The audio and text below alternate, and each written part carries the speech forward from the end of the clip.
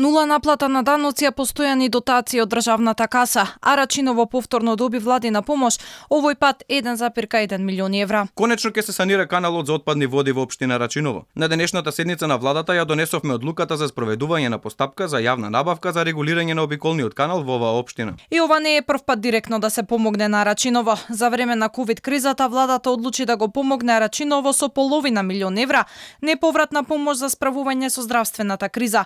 Тогаш во Рачиново имаше 21 заболен од COVID-19, а во делоскопските општини бројките беа над 1000, но не добија финансиска помош. Од општината тогаш одлучија дека парите, иако беа за борба со последиците од вирусот, ќе ги искористат за подмирување на стари долгови. Од друга страна, другите општини низ Македонија веќе со месеци бараат помош од владата за справување со енергетската криза.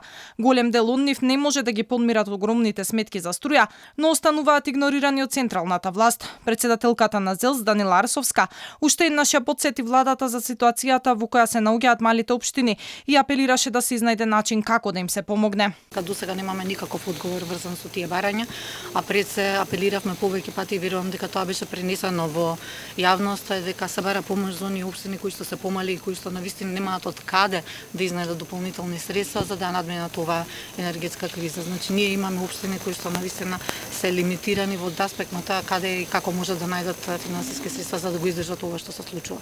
Арачиново е општината која е најзависна од директна парична помош од централната власт. Таму наплатата на даноци речиси не постои. Според ланското истражување на Центарот за комуникација, општината во изминатите 5 години воопшто и не наплатила данок на имот. Ова го призна и поранешниот премиер Зоран Заев. Таму има многу често изрази на насилство кога се бара да се наплати данокот на имот и треба да се стави ред и поредок. Тоа е изворен приход на општината и треба да го направи. Сепак веројатно за мир во коалицијата и зависноста на СДСМ од ДУИ и албанските гласови, Арачиново и натаму ќе остане држава во држава привилегирана во однос на сите други општини.